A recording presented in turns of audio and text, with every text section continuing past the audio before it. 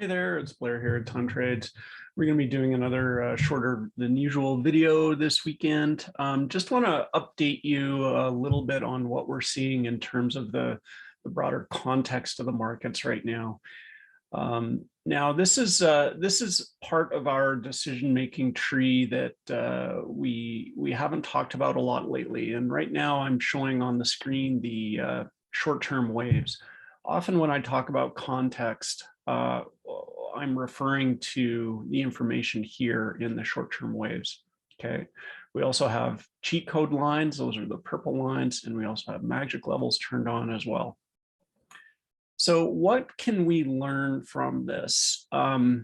Actually, before I drill down into that, let me just remind you of the three levels of importance of our decision-making tree. The first is price, okay? Obviously, price has been slicing through magic levels very easily lately. And we're looking at the cues here. So we've gone through 1, 2, 3, and then 4. We took out the key 322 support on Friday and also on Wednesday last week. So the trend in price is very clearly down, okay? So what that means is that's price is number one in importance. So we really should be taking trades in the direction of the broader trend, which is down. The second level of importance, second most important piece of information that we consider is context. And when I say context, I'm usually referring to these light blue, dark blue, and yellow lines here. So the yellow line is Mercury speed, okay? So this is measured from Earth. And you can see there's little dips here that occur when Mercury goes retrograde. You can also see that these little dips and humps in Mercury speed also tend to correlate with lows. So you can see that the decline often starts with Mercury speed going down, okay? So Mercury speed has been going down here since early April, and this is something I really haven't picked up on or highlighted or discussed or really involved in my decision-making. So that was definitely an oversight. Mercury speed is included in the probabilities here, but so is lots of other things, and it can get washed out in the running of the machine learning algorithm. So this is one of the reasons why I put it up here on the screen. It's pretty important, and you can see here how, sure enough, the decline in Mercury speed correlated with the decline in prices, okay? We can see how that happened over here as well back in August, September. This was a much slower decline, but it still eventually it got some traction and pulled prices lower. And then you can see we made a low right around Mercury retrograde. And then as Mercury started speeding up, prices started going up as well. Okay, so this is definitely something to be aware of. The next Mercury retrograde period, we're in the slowing period right now before retrograde. The next retrograde period would be probably right around May 20th, 23rd. And then we start to see the speed up over here in early June, okay? So let's be very conscious of that as we make our trading decisions here.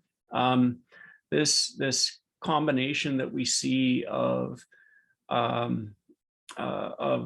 Mercury retrograde with some other negative astrology at the macro level is obviously not supporting price. But let me talk about something that is potentially supporting price, and that's this light blue line. That's Mercury-Venus separation in degrees, okay? So when you take a look at the light blue line and scroll all the way back to March of 2020, you can see this correlated very strongly with the COVID low. So Mercury-Venus separation was at a peak there, prices were at a low. And then as Mercury and Venus came together, prices slowly recovered and actually quite quickly recovered, okay? So this light blue line tends to correlate very strongly with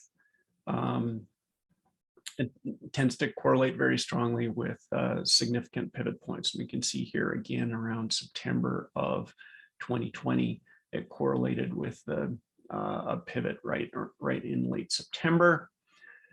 And it didn't quite catch the all-time high here. It peaked in October 26. All-time high happened about a month later, November 22nd. But now we're coming down, and it made a low last week. Okay, so it's actually now increasing, meaning Mercury, Venus getting closer together. Okay, so we finished this peak separation period. So a very strict interpretation would indicate that, yeah, okay, they're coming together. That's supportive, and yes, that's true. But there's also a lot of other negative astrology going on, including slowing Mercury, and also including Jupiter being in Pisces, which is not supportive either. Okay, so what does all this mean? Well, certainly the trend is down. The context is mostly negative. And the daily probabilities are, for the most part, pointing down for the next little bit. So trades should be made on the downside, and that should be the directional bias, I think, and at least until we get through this Mercury retrograde period. And right around mid-May, we also start to see, Jupiter move out of Pisces. So until mid-May, May 23rd or so, like we're seeing right here, the mindset should be bearish on the markets. So let's take a look at what I'm doing on the shorter term. Last weekend, we released a nice new update to the TradingView script, and the TradingView script now has some additional functionality. It shows these lunar transiting aspects here to 4-minute accuracy. And it also shows when the moon enters into a new sign. Here I can show you what else I've got on my screen here. I've got some VWAPs that are anchored to cheat code, purple line days, and I've got the Tom DeMark sequential indicator as well. These are the settings on my time trades indicator right now. They're basically the defaults. So I've got lunar aspects turned on. Gan waves has been redone so that it's not a bit, well, actually, so that it's more precise, I should say.